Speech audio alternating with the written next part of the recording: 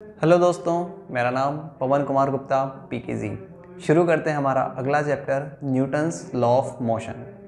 अभी तक हमने काइनेमेटिक्स में ये पढ़ा है कि कोई भी ऑब्जेक्ट जब मोशन करता है तो उसके मोशन से related parameter acceleration, displacement, velocity, time interval, ये सब किस तरह से रिलेट होते हैं। हमने इक्वेशंस ऑफ मोशन पढ़ी है ना। प्रोजेक्टाइल मोशन और रिलेटिव मोशन में भी हमने मोशन के पैरामीटर को ही एनालिसिस किया। अब हम यहाँ बात करते हैं कि ऑब्जेक्ट को एक्सेलरेशन किस वजह से मिलेगा। हम बोलते ना कि ऑब्जेक्ट स्टार्ट्स फ्रॉम रेस्ट, तो हम ये जानना चाह रहे हैं कि वो रेस्ट से स्टार्ट ही क्यों हुआ। या कोई ऑब्जेक्ट चलता हुआ ऑब्जेक्ट में रिटार्डेशन आता है तो वो रुक जाता है, तो हम ये जानना चाह रहे हैं कि वो रिटार्डेशन क्यों आया, है ना। कोई ऑब्जेक्ट अगर चल रहा है और वो अगर अपनी डायरेक्शन को चेंज कर देता है तो हम ये जानना चाह रहे हैं कि वो डायरेक्शन कैसे चेंज हुई मोशन की। इन सारे पैरामीटर्स का जब हम रीज़न ढूंढते हैं कि कोई ऑब्जेक्ट क्यों स्लो हो रहा है, क्यों फास्ट हो रहा है, क्यों वो मुड़ रहा है, इन सब का जब हम एनालिसिस करते हैं तो उस सेगमेंट को हम यहाँ डील करते हैं न्यूटन्स लॉ ऑफ मोशन में। न्यूटन ने ये बताया कि कोई भी ऑब्जेक्ट मूव क्यों करेगा, या क्यों रुकेगा, या क्यों मुड़ेगा। तो Newton's law of motion basically motion में होने वाले किसी भी चेंज के कारण के बारे में बात करता है कि वो चेंज क्यों हो रहा है, किस वजह से हो रहा है। समझ में आ रहा है आपको। तो न्यूटन ने किसी भी तरह के मोशन को समझाने के लिए 3 रूल दिए हैं, है ना। वो 3 रूल इतने इंपॉर्टेंट हैं कि पूरी फिजिक्स का बेस होते हैं वो 3 रूल। आप फिजिक्स का कोई सा भी ब्रांच, कोई सी भी सेगमेंट पढ़ लो, वहाँ 3 रूल तो काम आएंगे ही आएंगे। न्यूटन्स लॉ ऑफ मोशन के जो रूल्स हैं मोशन के, वो हमेशा हर सेगमेंट में फिजिक्स में हम काम में लेते हैं। बिल्कुल बेस है ये फिजिक्स का। सारी फिजिक्स इन 3 रूल पर टिकी हुई है। ओके बच्चों, तो हम शुरू करते हैं न्यूटन्स लॉ ऑफ मोशन। दोस्तों, न्यूटन ने पहले रूल में बताया है, न्यूटन ने अपने जो 3 रूल दिए उसमें पहला रूल उसने दिया है, बहुत ही सिंपल सा रूल है। चलो अपन इसको समझते हैं। सपोज ये एक ऑब्जेक्ट है, ये डस्टर आपके सामने है, ये भी रुका हुआ है ना। मैं चाहता हूँ ये चलने लग जाए, तो मुझे कुछ तो करना पड़ेगा ना। क्या ये अपने आप चलना शुरू कर सकता है क्या? मैं इसको बोलता हूँ चलो डस्टर आगे चलो, चला क्या है? नहीं। मैं इसको बोलता हूँ चलो उठो यहाँ से आगे चलो, अभी भी नहीं चला है। तो मेरी बात तो समझ ही नहीं रहा है। तो ऐसा पॉसिबल ही नहीं है ना। वो तो लाइफलेस ऑब्जेक्ट है, निर्जीव ऑब्जेक्ट है, वो अपनी बात सुन ही नहीं सकता। हमें इसको चलाना है तो हमें इसको धक्का देना पड़ेगा। मैं या तो इसको धक्का दूंगा, पुश करूंगा, या इसको पुल करूंगा। या तो मैं इसको ऐसे धक्का दूं, पुश, या फिर पुल। तो मुझे एफर्ट करना पड़ेगा इस ऑब्जेक्ट की स्टेट ऑफ मोशन को चेंज करने के लिए। स्टेट ऑफ मोशन का मतलब है कि ऑब्जेक्ट उस टाइम में उसकी स्टेट क्या है, वो रुका हुआ है, चल रहा है, तेज चल रहा है, कम चल रहा है, वो सब उसको बोलते हैं स्टेट ऑफ मोशन। तो स्टेट ऑफ मोशन में कोई भी चेंज तब आएगा जब हम एफर्ट करेंगे। मतलब अगर ये रुका हुआ है तो जब तक मैं इस पे एक्सटर्नल एफर्ट ना करूं तब तक ये नहीं चल सकता। ये तो हम जानते हैं ना कि हम इसको खाली बोल देंगे और ये चलने लग जाएगा, या फिर हम ऐसे जादू कर देंगे कि आबरा का डाबरा शू और ये चलने लग जाए। ऐसा भी नहीं होगा। तो हमें इसको चलाने के लिए कुछ तो एफर्ट करना पड़ेगा। तो न्यूटन ने यही बात समझाई है। काफ़ी सिंपल सी बात है ये कि बिना एफर्ट किए कोई भी चेंज आप नहीं कर सकते, अपने आप स्टेट ऑफ मोशन में चेंज नहीं होगा। इवन अगर कोई ऑब्जेक्ट चल रहा है और मैं खाली बोलूँ कि रुक जाओ, ऐसे थोड़ी रुकेगा। चलता हुआ ऑब्जेक्ट है, उसमें कुछ तो आपको अपोजिट साइड में धक्का लगाना पड़ेगा ना। जैसे मान लो एक ऑब्जेक्ट इधर जा रहा है, तो आपको इसको रोकना है, तो या तो ऐसे धक्का लगाओ या फिर इधर से खींचो, तब रुकेगा वो। इसका मतलब हमें स्टेट ऑफ मोशन में कोई भी चेंज करने के लिए एफर्ट लगाना पड़ता है। That effort defines the force. तो न्यूटन ने अपने पहले रूल में फोर्स की रिक्वायरमेंट को बताया कि फोर्स क्यों जरूरी है। ये जो एफर्ट होता है इसी को हम क्या बोलते हैं बच्चों? फोर्स। तो न्यूटन ने बोला है कि कोई भी ऑब्जेक्ट है ना, स्टेशनरी ऑब्जेक्ट जो है विल रिमेन एट रेस्ट, ये रेस्ट पे रहना चाहेगा। Moving object will keep moving with same velocity, है ना। रुका हुआ ऑब्जेक्ट है तो वो रुका हुआ रहना चाहेगा। मूविंग ऑब्जेक्ट है तो वो उसी वेलोसिटी से मूव करना चाहेगा। कब तक? जब तक अंटिल एन एक्सटर्नल एफर्ट है ना। अभी जो एक्सटर्नल एफर्ट होता है ना in terms of push and pull, समझा था ना कि ऑब्जेक्ट को आप या तो धक्का दो या फिर खींचो, जब तक आप ऐसा नहीं कर देते तब तक वो ऐसे ही अपनी स्टेट ऑफ मोशन को मेंटेन रखेगा, है ना। तो स्टेशनरी ऑब्जेक्ट रुका कब तक रहेगा, जब तक आप उसे फोर्स ना लगा दो। मूविंग ऑब्जेक्ट सेम वेलोसिटी से कब तक मूव करता रहेगा, जब तक आप उस पर फोर्स ना लगा दो। फोर्स लगाने के बाद हो सकता है वेलोसिटी बढ़ भी जाए, कम भी हो जाए, या डायरेक्शन चेंज हो जाए, कुछ भी हो सकता है, पर चेंज कुछ तो होगा। तो कोई भी तरह का चेंज अगर आपको वेलोसिटी में क्रिएट करना है तो आपको एक्सटर्नल एफर्ट लगाना पड़ेगा, और इसी एक्सटर्नल एफर्ट को न्यूटन ने क्या नाम दिया बेटा, फोर्स। कि जो हम किसी भी ऑब्जेक्ट को पुश या पुल करते हैं ना उसी को हम फोर्स बोलते हैं। तो न्यूटन ने पहले रूल में फोर्स को डिफाइन किया है कि फोर्स क्या होता है, कैसे हम फोर्स अप्लाई करते हैं और क्यों अप्लाई करते हैं, है ना। क्यों अप्लाई करते हैं, कोई भी स्टेट ऑफ मोशन में चेंज लाने के लिए आपको फोर्स लगाना पड़ेगा ना, आपको एफर्ट करना पड़ेगा, अपने आप तो ऐसा नहीं होगा ना। फिर हम सोच रहे हैं कि यार अपने आप ऐसा क्यों नहीं होता है, ऑब्जेक्ट अपने आप अपनी स्टेट ऑफ मोशन को चेंज क्यों नहीं कर सकता है। उसका फिर कारण इन्होंने दिया। तो देखो इस लाइन को हम यहाँ समझ सकते हैं, object can not change it's state of motion by itself. Object अपने आप अपनी स्टेट ऑफ मोशन को चेंज तो नहीं कर सकता, हमें एक्सटर्नल एफर्ट लगाना पड़ता है। This is due to inertia of object. तो न्यूटन ने यहाँ डिफाइन किया फिर इनर्शिया के, कि किसी भी ऑब्जेक्ट का इनर्शिया एक वो वजह है जिसकी वजह से ऑब्जेक्ट अपने आप अपनी स्टेट ऑफ मोशन को चेंज नहीं कर पाता। तो फिर उन्होंने बताया कि इनर्शिया क्या होता है। इनर्शिया होता है tendency of object to oppose any change in its state of motion. Object की स्टेट ऑफ मोशन मतलब उसकी वेलोसिटी और मास दोनों को कंबाइन करके फिर हम मोमेंटम बोलते हैं। तो स्टेट ऑफ मोशन में कोई भी चेंज अगर हम करना चाहते हैं तो उसको अपोज करने की टेंडेंसी ऑब्जेक्ट में है।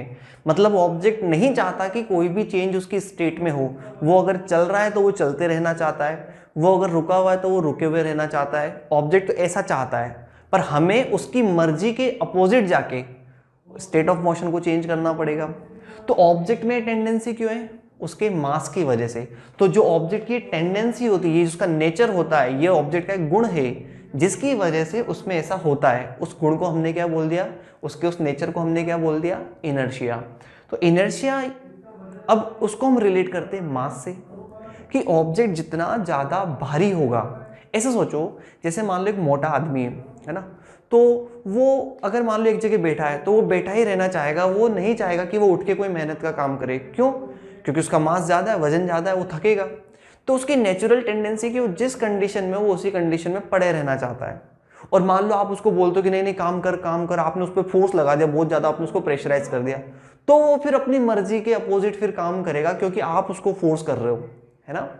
तो इसका मतलब मोटा आदमी काम नहीं करना चाहता, वो एक जगह पड़ा रहना चाहता है। क्यों, क्योंकि उसमें आलस है। तो एक तरह से आप इसको क्या बोल सकते हो, आलस। एक तरह से आप इसको क्या बोल सकते हो बेटा, आलस। ऑब्जेक्ट जो है वो आलसी होते हैं, ऐसा बोल सकते हो। और जो जितना भारी ऑब्जेक्ट होगा वो उतना ज्यादा आलसी होगा। जिस ऑब्जेक्ट का मास जितना ज्यादा होगा वो उतना ही आलसी होगा, मतलब उसमें इनर्शिया की प्रॉपर्टी उतनी ज्यादा होगी। इनर्शिया मतलब उसमें अगर आपको स्टेट ऑफ मोशन में चेंज लाना है तो आपको ज्यादा एफर्ट करना पड़ेगा, है ना। मतलब आपको छोटे ऑब्जेक्ट, कम मास वाले ऑब्जेक्ट, जैसे छोटा ऑब्जेक्ट है, इसमें अगर आपको स्टेट ऑफ मोशन में चेंज लाना है तो कम फोर्स लगा दो, हल्का सा धक्का दे दो, ये आगे बढ़ जाएगा। लेकिन मान लो एक बड़ा पत्थर है, उसको आपको थोड़ा सा भी आगे बढ़ाना है तो आपको बहुत ज्यादा धक्का देना पड़ता है ना। तो बहुत ज्यादा धक्का देना पड़ता है, इससे क्या पता चला, उसका इनर्शिया ज्यादा है ना। जैसे मान लो एक बहुत बड़ी चट्टान है, आप उसको खिसकाना चाह रहे हो तो आपको बहुत ज्यादा धक्का देना पड़ेगा। हो सकता है आप अकेले उतना धक्का नहीं दे पाओ, 4-5 आदमियों को मिलकर धक्का देना पड़ेगा। इसको हम क्या बोलते हैं, इनर्शिया, कि उसमें इनर्शिया ज्यादा है। जबकि एक छोटे पत्थर को तो आप हाथ में उठा के ऐसे उछाल सकते हो, मतलब उसका इनर्शिया कम है। तो जिस ऑब्जेक्ट को स्टेट चेंज करने के लिए जिस ऑब्जेक्ट में आपको कम फोर्स लगाना पड़ता है, मतलब उसमें कम इनर्शिया, जिसमें ज्यादा फोर्स लगाना पड़ता है वो ज्यादा इनर्शिया। तो न्यूटन ने यहाँ फर्स्ट स्टेटमेंट में इनर्शिया के बारे में बताया, उन्होंने फोर्स के बारे में बताया। तो फोर्स क्या होता है बेटा, एक्सटर्नल एफर्ट। मैं फोर्स को अब यहाँ अलग से लिख देता हूं। तो फोर्स की उन्होंने एक डेफिनेशन दी, it is a type of push और पुल। इट इज पुश और pull which change state of motion. और स्टेट ऑफ मोशन से यहां मेरा मतलब फिलहाल जो है वो वेलोसिटी के चेंज से। स्टेट ऑफ मोशन से मेरा मतलब किस चीज से? वेलोसिटी की। वेलोसिटी में कितना चेंज आप क्रिएट कर रहे हो, जीरो से इंक्रीज कर रहे हो या पहले से वेलोसिटी उसको जीरो कर रहे हो या वेलोसिटी की डायरेक्शन चेंज कर रहे हो, ये सब चेंज करने के लिए आपको पुश और पुल लगाना पड़ेगा। ठीक है, कई लोग फोर्स की डेफिनेशन दे सकते हैं, it is a thing. Thing नहीं होता है, ये कोई चीज थोड़ी है फोर्स। क्या आप फोर्स को हाथ में पकड़ सकते हो क्या? जैसे पेन है, इसको मैं हाथ में पकड़ सकता हूँ, फोर्स को हाथ में पकड़ सकते हो क्या? नहीं, हाथ से हम फोर्स लगा सकते हैं। तो फोर्स का मतलब होता है धक्का देना या खींचना। किसी भी ऑब्जेक्ट को धक्का दे रहे हो आप, जैसे फुटबॉल खेलते हो तो आप बॉल को किक करते हो ना, आपने बॉल को किक किया, आपने बॉल पे इससे फोर्स लगा दिया, दैट इज कॉल्ड एफर्ट। आपका एफर्ट था ना पुश करने का, उसी को बोलते हैं फोर्स। आपने जैसे मान लो गेट खोलने के लिए गेट के हैंडल को ऐसे खींचा, गेट पे लिखा होता ना कई बार पुश और पुल, पुश भी करना है पुल भी करना है, तो इस तरह से पुश और पुल लिखा होता है, मतलब वो आपका एफर्ट ही तो है। अगली बार जब किसी शोरूम में जाओ आप, तो वहां देखना गेट पे लिखा होता है कांच के ग्लास पे पुश या पुल। तो पुश या पुल मतलब आप या तो उसको धक्का दो या खींचो, इट मीन्स आपको वहां एफर्ट करना है। बिना एफर्ट के दरवाजा नहीं खुलेगा। हाँ, कई मॉल में से ऑटोमेटिक दरवाजे होते हैं सेंसर वाले, है ना, तो उसके लिए आपको एफर्ट नहीं करना पड़ता, पर कोई और जरूर कर रहा है, फिर वहां पे मशीनें आपके लिए दरवाजा खोल रही है, आपको नहीं खोलना है ना।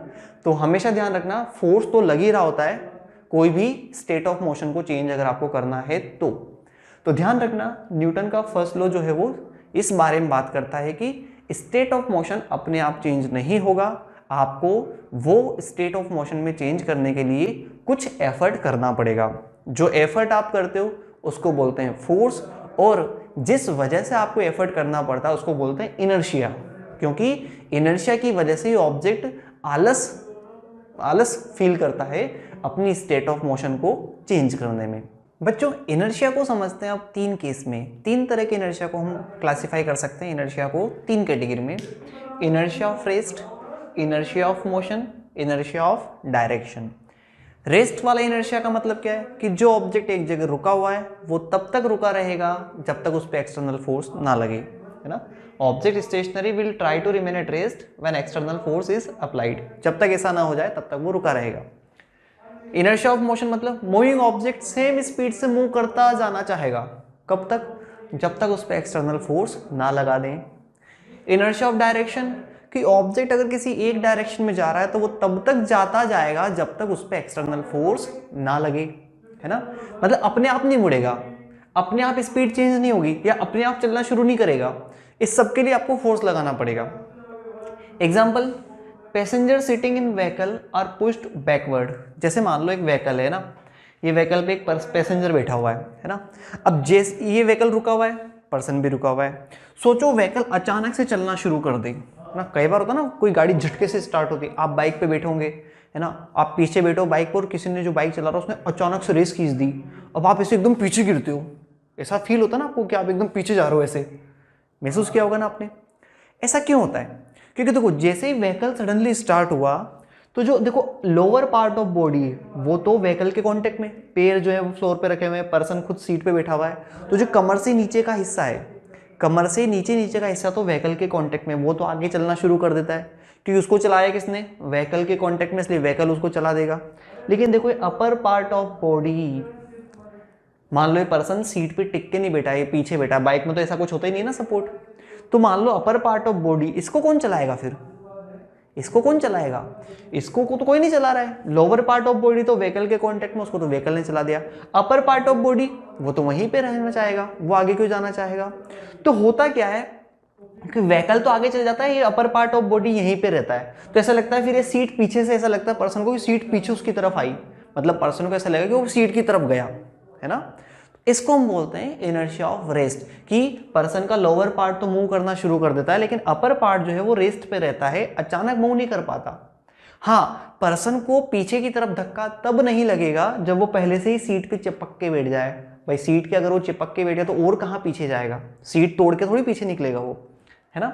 इस तरह से तो ये होता है इनर्शिया ऑफ रेस्ट, है है ना। अगर मान लो जैसे बाइक पे तो आपने फील किया भी होगा, बाइक में ऐसी कोई सपोर्ट होता नहीं और मान लो सडनली बाइक की रेस छोड़ दे वो, तो उस केस में आपको पीछे की तरफ धक्का लगता है, हो सकता है कई लोग गिर भी जाते हैं उस केस में, तो है ना, तो उसका भी ध्यान रखना, है ना। इनर्शिया ऑफ मोशन के केस में क्या होता है, सपोज ये व्हीकल मूव कर रहा है तो ये पर्सन भी मूव कर रहा है व्हीकल के साथ साथ। अब सोचो अगर ये व्हीकल सडनली रुक जाए तो ये लोअर पार्ट ऑफ बॉडी तो सडनली रुक जाएगा, लेकिन अपर पार्ट ऑफ बॉडी कैसे रुकेगा, वो तो चलता ही जाएगा ना। तो अपर पार्ट ऑफ बॉडी जो है वो चलता जाएगा, तो थोड़ा सा आगे जाके, मतलब अचानक से जैसे मान लो बस चल रही है और अचानक से ड्राइवर ब्रेक लगा दे तो अपन आगे गिर सकते हैं ना ऐसे, क्यों, क्योंकि अपने पैर तो रुक गए, लेकिन जो अपर पार्ट ऑफ बॉडी है वो थोड़ी रुका, वो तो आगे जाता रहेगा। पहले से स्पीड जो बस के पास थी वो अपर पार्ट ऑफ बॉडी के पास भी, तो अपर पार्ट ऑफ बॉडी आगे कंटिन्यू करता रहता है, बस रुक गई लेकिन अपर पार्ट ऑफ बॉडी अभी भी आगे जा रहा है, तो क्या होगा, हम आगे वाली सीट से टकरा जाएंगे। कार में इस चीज से बचाने के लिए क्या दिए होते हैं, एयर बैग, ताकि जैसे मान लो कभी एक्सीडेंट हो और अचानक से कार रुके तो हम ऐसे आगे जाएं तो अपना सर ना फूटे, इसके लिए वो एयर बैग लगाते हैं ना, ताकि एयर बैग खुल जाएंगे, आप बच जाओगे। सीट बेल्ट भी इसीलिए लगाते हैं ताकि आप झटके से आगे जाओ तो सीट बेल्ट आपको आगे जाने से रोक ले। ये इनर्शिया ऑफ मोशन की वजह से होता है। तो ध्यान रखना, अपर पार्ट ऑफ बॉडी जो है वो मूव करता रहता है, वो अचानक नहीं रुकता, है ना। तो अपर पार्ट ऑफ बॉडी जो है वो आगे जा रहा है, और इसमें अगर बस अचानक से चलना शुरू कर दे तो बस आगे आ रही है लेकिन पर्सन को ऐसा लगा कि वो पीछे धक्का लगा, उसको अपन को ऐसे धक्का लगता है ना, ऐसे। तो एक्चुअली ऐसा मत समझना कि पर्सन का जो अपर पार्ट ऑफ बॉडी वो पीछे गया, अपर पार्ट ऑफ बॉडी तो वहीं पे है, लोअर पार्ट ऑफ बॉडी आगे चला गया। मतलब ये मत सोचना कि अपर पार्ट पीछे जा रहा है, ऐसा नहीं हुआ, अपर पार्ट तो यहीं पे था, ये लोअर पार्ट आगे गया। दोनों में डिफरेंस है, एक तो अपर पार्ट का पीछे जाना या लोअर पार्ट का आगे आना। तो अपर पार्ट पीछे जाए वो अलग केस है, लोअर पार्ट आ गया है वो अलग केस है, पर दोनों केस में पर्सन तो टेढ़ा हो गया सही ना, वो तो सीट की तरफ जाएगा ही सही ना। तो एक्चुअल में तो क्या होता है कि लोअर पार्ट आगे निकल जाता है, अपर पार्ट वहीं पे रहता है, इसलिए पर्सन को ऐसा लगा कि वो पीछे खिसक गया, है ना। इनर्शिया ऑफ डायरेक्शन, देखो इसमें क्या होता है, an object will keep moving in same direction until an external force is applied. जैसे मान लो यहाँ पर एक व्हीकल है, ये ऐसे जा रहा है, ऑब्जेक्ट उसके अंदर है, वो भी उसी डायरेक्शन में जा रहा है। व्हीकल अगर मुड़ गया तो व्हीकल मान लो ऐसे मुड़ गया, लेकिन ऑब्जेक्ट कैसे मुड़ेगा, ऑब्जेक्ट तो अभी भी उस डायरेक्शन में जाता रहना चाहेगा ना, इनर्शिया ऑफ डायरेक्शन की वजह से। तो अब देखो ये ऑब्जेक्ट क्या सोचेगा कि ये व्हीकल के पहले बीच में था, इधर से और इधर से बिल्कुल बीचों बीच था, लेकिन अब ये ऑब्जेक्ट क्या सोच रहा है कि यार वो बीच में यहाँ होना चाहिए था ना। ऑब्जेक्ट ये सोच रहा है कि यार उसको व्हीकल के बीच में होना चाहिए था, लेकिन वो इतना दूसरी तरफ शिफ्ट हो गया।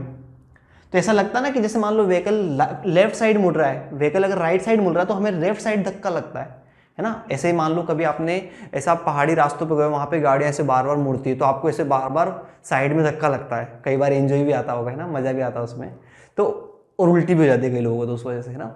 तो इसका मतलब जब व्हीकल मुड़ता है तो हमें दूसरी तरफ धक्का लगता है, क्यों, क्योंकि व्हीकल तो मुड़ गया, लेकिन हम कब मुड़ेंगे, जब हमारे अपर पार्ट ऑफ बॉडी पे फोर्स लगेगा, है ना। इसीलिए हमारा अपर पार्ट ऑफ बॉडी उसी डायरेक्शन में मूव करता रहना चाहता है, this is called inertia of direction, है ना। तो ये व्हीकल वाले एग्जाम्पल में तीनों केस आ जाते हैं। इसके अलावा और भी एग्जाम्पल होते हैं, जैसे मान लो हम तौलिए को झटकारते हैं, गीले तौलिए को हम कैसे फटकारते हैं, ऐसे फटकार देते हैं, तो क्या होता है, जो डस्ट पानी के पार्टिकल होते हैं एकदम से झटके से देते हैं ना, उसको झटके से तौलिए को मूव करवा देते हैं, तो डस्ट पार्टिकल, पानी के पार्टिकल तो वहीं पे रहते हैं और तौलिया आगे निकल जाता है। तो तौलिया तो आगे निकल गया, पानी के पार्टिकल अचानक से आगे नहीं आ पाए, तो इससे पानी के पार्टिकल अलग हो जाते हैं तौलिए से। हम रजाई, चादर, इन सब से धूल झाड़ते हैं, कैसे झाड़ते हैं, ऐसे फटकार के। तो इसमें फटकारने में क्या होता है, हम तेजी से उस कपड़े को मूव करवाते हैं, तो डस्ट पार्टिकल उतना तेजी से नहीं आ पाते, हमने तो फोर्स लगाया रजाई पे और डस्ट पार्टिकल जो है वो वहीं रहते हैं, इसलिए रजाई आगे निकल जाती है, डस्ट पार्टिकल वहीं रहते हैं, मतलब डस्ट और रजाई अलग अलग हो जाते हैं। तो धूल झाड़ने में हम यही कंसेप्ट काम में लेते हैं, है ना। और भी कई सारे इसके एग्जाम्पल्स हैं। अब ऐसा एक मैं आपको एग्जाम्पल बताता हूँ, कई बार क्या होता है, जो भारी ट्रक होते हैं, भारी जो गुड्स कैरियर होते हैं, जो ट्रक होते हैं जिनमें मान लो बहुत भारी सामान रखा होता है, जैसे मान लो एक ट्रक है वो पत्थर लेके जा रहा है ना, और मान लो उसके अंदर काफ़ी सारा पत्थर पड़ा हुआ है और वो जा रहा है मान लो 40 की स्पीड से। अगर आप उसके सामने अचानक से कोई भी अगर मान लो व्हीकल आ जाए तो पता है वो ड्राइवर बहुत तेज़ी से ब्रेक नहीं लगाता है, क्यों, क्योंकि अगर उसने ट्रक को ब्रेक लगा दिया तेज़ी से, समझना मान लो एक ट्रक जा रहा है ना, इस ट्रक के अंदर काफ़ी सारा पत्थर पड़ा हुआ है ना, और ये ड्राइवर है, यहाँ काफ़ी सारा पत्थर पड़ा हुआ है बड़े बड़े पत्थर ये ट्रक लेके जा रहा है, ठीक है। अगर ये ड्राइवर तेजी से ब्रेक लगा देगा, 20 स्पीड से जा रहा मान लो ट्रक, सोचो अगर ये ड्राइवर ने तेजी से ब्रेक लगा दिया, झटके से ट्रक को रोक दिया, तो ट्रक तो रुक जाएगा, लेकिन इन पत्थरों को कौन रोकेगा ना, पत्थर तो अभी भी मूव कर रहे हैं। तो ट्रक तो रुक गया लेकिन पत्थर अभी भी मूव कर रहा है। पत्थर पता है केबिन तोड़ के इस ड्राइवर को ही मार देगा। इतना होता है इनर्शिया का इफेक्ट, मतलब जान ले सकता है इनर्शिया किसी आदमी की, है ना। एक्सीडेंट होता है, मान लो हम बाइक पे बैठे हो, अचानक से गाड़ी किसी चीज से टकरा जाए, मान लो डिवाइडर पे गाड़ी या किसी पेड़ से गाड़ी टकरा जाए और बाइक पे, तो बाइक वाला आदमी उछल के आगे गिर जाता है। इतनी ताकत होती है इनर्शिया ऑफ मोशन की कि हम अगर रुकी हुई मूविंग बाइक पे हैं और बाइक अचानक से रुके तो हम बाइक से आगे फिक जाते हैं। क्यों? क्योंकि हमारी बॉडी मोशन में, अचानक तो रुक ही नहीं सकती। तो इसीलिए आपको बोला जाता है कि हमेशा सेफ स्पीड में चलें, अचानक से ब्रेक ना लगाएं, है ना। और कई बार अचानक से ब्रेक लगाने की जरूरत पड़ती है तो स्पीड कम ही रखें, है ना। तो ये होता है इनर्शिया के प्रैक्टिकल एग्जांपल्स, तीनों तरह के इनर्शिया के। आई होप आपको यहाँ इनर्शिया समझ में आ रहा है। दोस्तों अब आते हैं हम Newton's second law of motion पे। फर्स्ट लॉ ये डिफाइन करता है कि हमें कब फोर्स लगाना पड़ेगा, फोर्स होता क्या है, क्यों लगाना पड़ता है, इस सब के बारे में, मतलब फोर्स की रिक्वायरमेंट क्यों है, फोर्स क्यों एग्जिस्ट करता है, उसके बारे में फर्स्ट रूल बात करता है। सेकेंड रूल बताता है फोर्स की वैल्यू के बारे में। फर्स्ट रूल में हमने समझा कि हमें कब कब फोर्स लगाना है, फोर्स क्या होता है और फोर्स क्यों रिक्वायर्ड है ना। ये हमने फर्स्ट रूल में न्यूटन ने डिफाइन किया कि क्यों आपको फोर्स की रिक्वायरमेंट पड़ती है।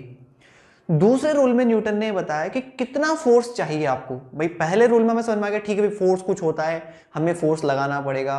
अब दूसरे रूल में न्यूटन ये बता रहा है कि कितना फोर्स लगाना पड़ेगा, है ना। तो न्यूटन ने कई बार ये भी पूछा था कि फर्स्ट रूल और सेकेंड रूल का क्या पर्पज है, क्या चीज वो क्लासिफाई करते हैं, ना, किस उनका सिग्निफिकेंस क्या है। तो फर्स्ट लॉ जो है वो डिफाइन करता है, first law define what is force and why it is required, जबकि सेकेंड लॉ हमें बताता है how much force is required. Second law ये बताता है कि कितना फोर्स जरूरी है ना। तो इसमें फिर हम डिफाइन करते हैं मोमेंटम को। ध्यान रखना, हम बात करते हैं ना स्टेट ऑफ मोशन, तो स्टेट ऑफ मोशन या अमाउंट ऑफ मोशन किसी ऑब्जेक्ट में कितना है। जैसे मान लो आप सड़क पे जा रहे हो और आपको एक साइकिल आती है, मान लो 5 की स्पीड से आती है। एक साइकिल 5 किलोमीटर पर आवर की स्पीड से आके आपको ठोक देती है, तो आपको कुछ नहीं होगा, ज़्यादा से ज़्यादा गिर जाओगे बस, है ना।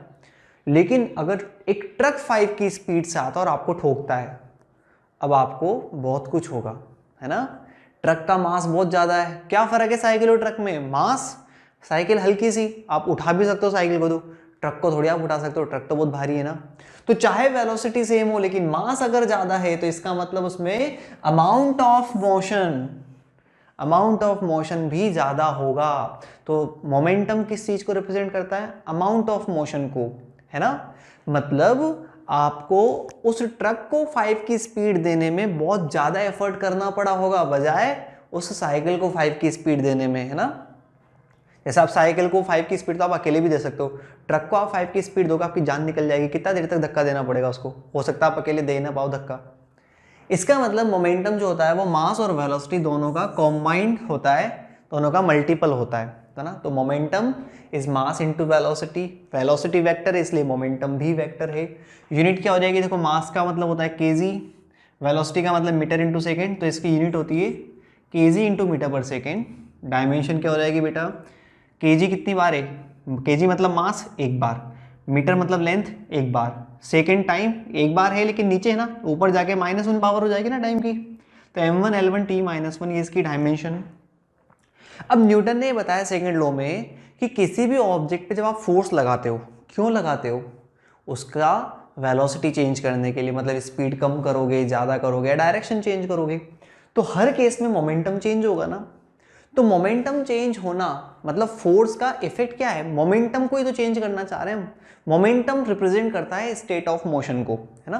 तो स्टेट ऑफ मोशन को रिप्रेजेंट करेगा मोमेंटम, है ना। मोमेंटम या वेलोसिटी बोल दो, है ना, हम मास को कांस्टेंट मान रहे हैं इसलिए। तो मोमेंटम या वेलोसिटी जो है वो स्टेट ऑफ मोशन को रिप्रेजेंट करते हैं। फोर्स इन्होंने बताया कि किसी भी ऑब्जेक्ट पर कितना फोर्स लगा वो कैसे पता चलेगा?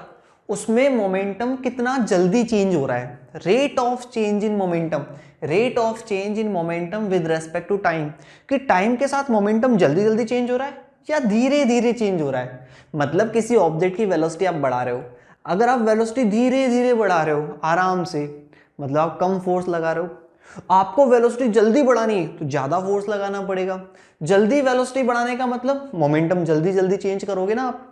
तो rate of change in momentum with respect to time, मतलब जितना जल्दी मोमेंटम चेंज करना चाहते हो उतना ही ज्यादा फोर्स की रिक्वायरमेंट है। धीरे धीरे मोमेंटम चेंज करना चाह रहे हो तो कम फोर्स में काम चल जाएगा, है ना। तो फोर्स को हम डिफाइन करते हैं rate of change in momentum के प्रोपोर्शनलिटी।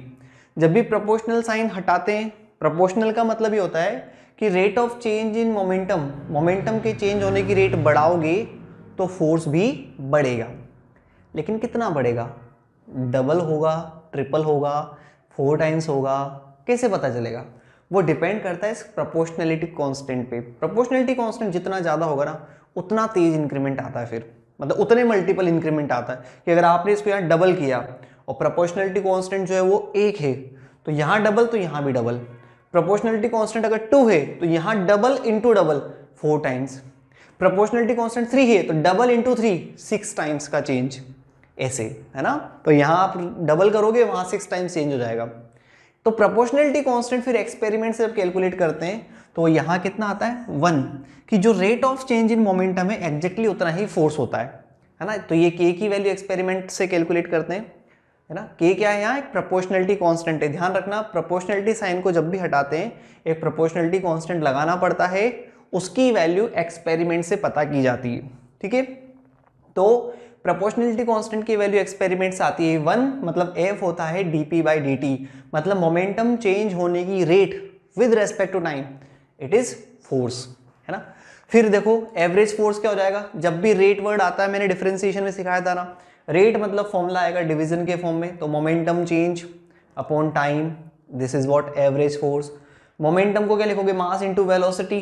तो मोमेंटम चेंज कब होगा? जब आप वेलोसिटी चेंज करोगे। तो मास तो कांस्टेंट है, velocity change upon time, velocity change upon time को क्या बोलते हैं? एक्सेलरेशन। तो फोर्स क्या हो जाएगा? Mass into acceleration.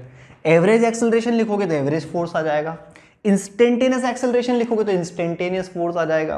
तो force is mass into acceleration. ये तो आपको याद होगा फॉर्मूला, बहुत बेसिक फॉर्मूला है। ये रूल हम छोटी क्लास में पढ़ लेते हैं वैसे, है ना। आप 10th तक इसको पढ़ के आए हो इसलिए आपको दिक्कत नहीं है ना। ये सब चीज़ें आपको आती है, हमने इनके पास इसको रिवाइज किया है बस। फिर जब फॉर्मूला रेट के फॉर्म में डेफिनेशन आए तो फॉर्मूला डिवीजन, और डिवीजन का मतलब डिफरेंशिएशन। तो फोर्स इंस्टेंटेनियस फोर्स क्या हो जाएगा? मोमेंटम का differentiation with respect to time. और रेट मतलब डिवीजन, डिवीजन मतलब डिफरेंशिएशन, और डिफरेंशिएशन का मतलब स्लोप। तो जैसे पीटी ग्राफ आपको दिया है तो उसका स्लोप निकाल लो। सपोज आपको ये पी और टी के बीच में ग्राफ दिया हुआ है ना, इस तरह का। अब इस पॉइंट पर आपको फोर्स बताना तो कैसे करोगे बेटा? यहाँ एक टेंजेंट खींचो, उस टेंजेंट का ये एंगल निकाल लो टी एक्सिस से, तो फोर्स क्या हो जाएगा? tan theta. बस tan थीटा, स्लोप का मतलब tan थीटा ही तो होता है ना। इस थीटा का tan लेना, उसी को स्लोप बोलते हैं। तो ये हो जाएगा tan थीटा। ओके बेटा, तो slope of PT graph with respect to T axis, this is called force is tan theta. Okay बच्चों, तो ये फोर्स के बारे में। फिर देखो इस फॉर्मूला से हम इसकी डायमेंशन बना सकते हैं, है ना। पहले फॉर्मूला से यूनिट लिखते हैं। मास की क्या होती है? केजी, एक्सेलरेशन की मीटर पर सेकेंड स्क्वायर, है ना। तो केजी मीटर पर सेकेंड स्क्वायर, यही तो बेसिक यूनिट है। लेकिन न्यूटन ने फोर्स के बारे में बात की ना, तो न्यूटन ने उसे अपना नाम दे दिया, है ना। तो केजी इंटू मीटर पर सेकेंड स्क्वायर लिखने के बजाय इसी पूरी वैल्यू को हम प्यार से क्या बोल देते हैं बेटा? न्यूटन। फोर्स को हम लिखते हैं ना 10 Newton, 5 Newton force, 4 Newton force. तो 10 न्यूटन, न्यूटन क्या है? न्यूटन तो आदमी का नाम है। तो उस आदमी ने अपना नाम क्यों दिया? क्रेडिट लेने के लिए। भाई उसने बेचारे ने इतना दिमाग लगाया, सारे रूल दिए आपको, तो उसको आप कैसे याद रखोगे? हम चैप्टर में देखो हमने नाम की शुरुआत में लिखा है न्यूटन्स लॉ ऑफ मोशन। अब जब तक पूरी दुनिया रहेगी, जब तक बच्चे फिजिक्स पढ़ेंगे, न्यूटन को याद करेंगे। तो न्यूटन ने अपने आप को अमर कर दिया, उसका शरीर इस दुनिया से चला गया लेकिन उसका काम आज भी हमारे सामने जिंदा है। पता है न्यूटन कितने साल पहले था? आज से न्यूटन जो था वो 300 साल, 350 साल पहले पैदा हुआ था, ठीक है। सन 1642 के आसपास उसका बर्थ हुआ था। लगभग आज से 350 साल पहले न्यूटन आया था। सोचो ये सारी चीजें उसने आज से 350 साल पहले बोली थी, है ना, जब हमारे देश में शायद मतलब बिजली भी नहीं आई थी उस वक्त तो दुनिया में, है ना, जब लोग पढ़ना तक नहीं जानते तो उस टाइम पे न्यूटन ने ये सब बताया था, है ना। तो यूनिट न्यूटन ने इसको बोल दिया न्यूटन। फिर इसी को सीजीएस सिस्टम, आप देखते हो ना दो तरह के सिस्टम होते हैं, है ना, एमकेएस सिस्टम जिसको हम एसआई सिस्टम बोलते हैं, स्टैंडर्ड यूनिट, है ना, सिस्टम ऑफ इंटरनेशनल बोलते हैं उसको, है ना, एसआई मतलब सिस्टम ऑफ इंटरनेशनल। तो एसआई यूनिट में हम हमेशा स्टैंडर्ड यूनिट काम में लेते हैं, मास के लिए केजी, लेंथ के लिए मीटर, टाइम के लिए सेकेंड। फिर इसी की सीजीएस यूनिट, मास के लिए ग्राम, लेंथ के लिए सेंटीमीटर और टाइम के लिए सेकंड, तो इसको हम बोलते हैं डाइन। ये आपने पढ़ा होगा छोटी क्लास में। और एक न्यूटन में कितने डाइन होते हैं अगर आपको ये बताना हो तो देखो कैसे बताओगे, 1 न्यूटन लिखो, फिर न्यूटन का मतलब लिखो केजी इंटू मीटर पर सेकेंड स्क्वायर, फिर केजी का मतलब कितना होता है बेटा 1000 ग्राम, है ना, 100 सेंटीमीटर और सेकेंड स्क्वायर। अब 1000 और 100 को बाहर निकाल दो तो 1000 इंटू 100, अंदर क्या बचेगा ग्राम, सेंटीमीटर और सेकेंड स्क्वायर। तो ये क्या हो जाएगा 10 टू द पावर, और इसको क्या लिख दूं मैं प्यार से डाइन, और इधर क्या बचा 1 न्यूटन। तो देखो 1 न्यूटन कितना होता है बच्चों 10 टू द पावर 5 डाइन। आपने हो सकता है इसको रटा हुआ हो, लेकिन कैसे आया 10 टू द पावर 5 डाइन वो मैंने समझाया कि 1 न्यूटन लिख के शुरुआत करो और उसके बाद फिर इसको न्यूटन का मतलब लिख दो। न्यूटन तो आदमी का नाम है ना, उसका मतलब क्या है केजी इंटू मीटर पर सेकंड स्क्वायर। 1 केजी में कितने ग्राम, मीटर में कितने सेंटीमीटर, वो लिख के सॉल्व करते जाओ। बाद में ये जो बचा इसका प्यार से कि नाम क्या है, प्यारा नाम क्या है इसका, डाइन, डाइन लिख दो वहां पे, है ना। तो इस तरह से न्यूटन ने सेकेंड लॉ में हमें बताया कि कितना फोर्स आपको लगाना पड़ेगा। ध्यान रखना जितना जल्दी मोमेंटम को हम चेंज करेंगे उतना ज्यादा फोर्स लगाना पड़ेगा। धीरे धीरे मोमेंटम चेंज करो, कम फोर्स लगाओ, कोई दिक्कत नहीं, है ना। जैसे मान लो सिंपल सी बात है, आपको मान लो एक बॉक्स को धक्का देना है, अब आप उसको बहुत जल्दी से स्पीड देना चाहते हो तो ज्यादा दम लगाओ, आप धीरे धीरे उसकी स्पीड बढ़ा रहे हो, कम ताकत लगाओ, कोई दिक्कत नहीं है। ये तो आप फील भी करते हो ना। तो जितना जल्दी आप स्टेट ऑफ मोशन को चेंज करना चाहते हो उतना ज्यादा फोर्स, जितना धीरे चेंज करना चाहते हो, जितना स्मूथ चेंज करना चाहते हो उतना कम फोर्स। न्यूटन ये बात बोल के गया है। तो ओके बच्चों, ये हमारा सेकंड लॉ ऑफ मोशन है ना, बिल्कुल बेसिक है फिजिक्स का, है ना। और ये फॉर्मूला तो आपको पता ही है, ये 2 बेसिक फॉर्मूला भी आपको याद रखने हैं, है ना। दोस्तों हमारा अगला लॉ आता है Newton's third law of motion. काफ़ी फेमिलियर हो आप इससे, इसका स्टेटमेंट आपने छोटी क्लास में पढ़ा होगा और सबसे पहले यही स्टेटमेंट आपको याद भी हुआ होगा। तो ये स्टेटमेंट फेमिलियर से स्टेटमेंट मैंने आपके सामने लिखा हुआ है, H action has equal and opposite reaction, है ना। मतलब जब भी आप किसी ऑब्जेक्ट पे फोर्स लगाओगे तो उसका इक्वल अपोजिट फोर्स आप पर भी लगेगा, है ना। तो सिंपल सी बात है, जब हम किसी बॉल को किक करते हैं तो बॉल पे जब हम फोर्स लगाते हैं तो थोड़ा सा हमारे पैर पे फोर्स लगता है। जैसे मान लो मैं इस दीवार पे मैं एक मुक्का मारता हूँ तो दीवार पे तो लगेगी, लेकिन थोड़ी मेरे हाथ पे भी तो लगेगी। सोचो आप पत्थर पे तेजी से अपने हाथ को पटको, तो पत्थर पे अगर आप तेजी से अपना हाथ मारोगे तो आपके हाथ पे भी तो चोट लगेगी। तो आपने पत्थर को मारा, पत्थर पे फोर्स लगाया, पत्थर ने आप पे फोर्स लगा दिया, this is called action reaction. अब आप पे फोर्स क्यों लगा, क्योंकि आपने पत्थर पे फोर्स लगाया, है ना। तो वो म्यूचुअल इंटरेक्शन हुआ ना वहां पे, आपने पत्थर को दबाया, पत्थर ने आपको दबा दिया, इसको बोलते हैं म्यूचुअल इंटरेक्शन। अब यहां तक तो ठीक है, आपको पता होता है, लेकिन कई लोग है ना कंडीशंस में थोड़ा कंफ्यूज आते हैं। वो जब भी इक्वल और अपोजिट फोर्स देखते हैं उनको वो एक्शन रिएक्शन मान लेते हैं, लेकिन केवल इक्वल और अपोजिट होने से काम नहीं चलता है ना। जैसे यहाँ पे डेफिनेशन में इक्वल अपोजिट आता है ना, तो केवल इतना होने से ही काम नहीं चलेगा। देखो अब मैंने यहाँ कंडीशन लिखी है जो काफी काम की है, any force pair will be action reaction, है ना। तो कोई भी फोर्स का जो पेयर है ना, 2 फोर्स अगर लग रहे हैं इक्वल एंड अपोजिट तो वो कब कब एक्शन रिएक्शन होंगी, है ना, will be action reaction when, जब उन फोर्सेस की इक्वल वैल्यू हो, है ना। मतलब एक पे 10 न्यूटन है तो दूसरा भी 10 न्यूटन ही होना चाहिए, 9 या 11 नहीं होना चाहिए।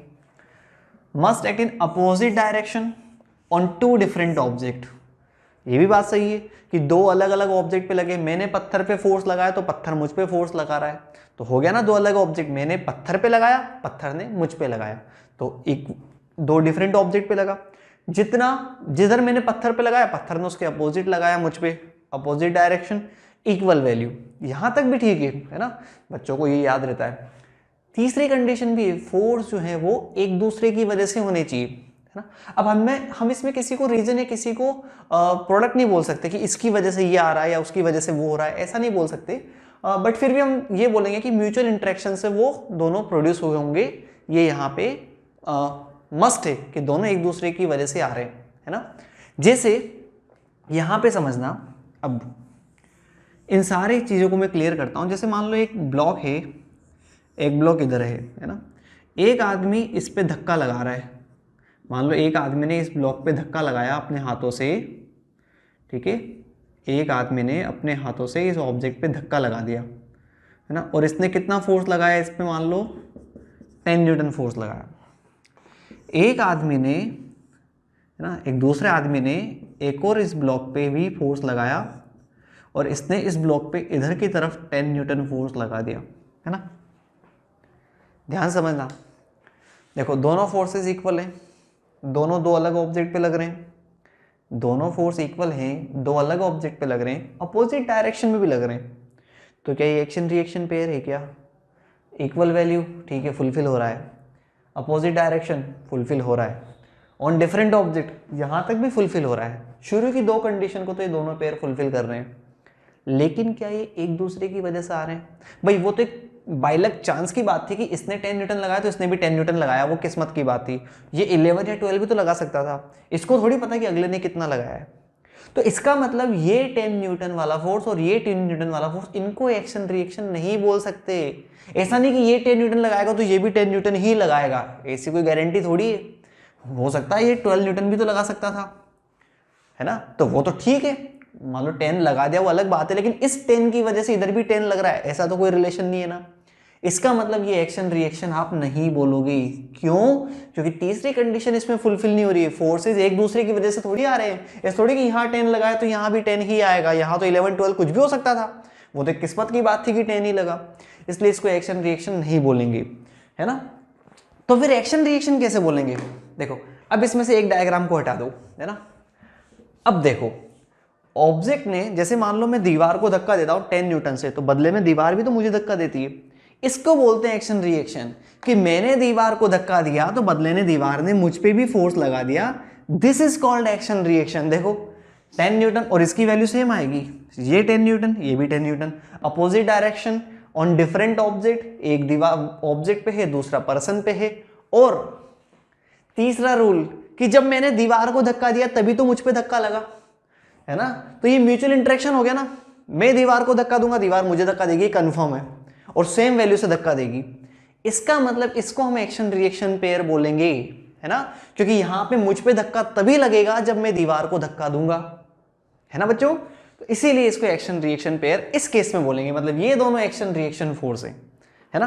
तो यहां पे हम इन तीनों कंडीशन से क्या लिख सकते हैं कि एफ एक्शन, हम ये लिख सकते हैं कि एफ रिएक्शन फोर्स, ऐसा लिख सकते हैं, reaction force is minus of F action, है ना।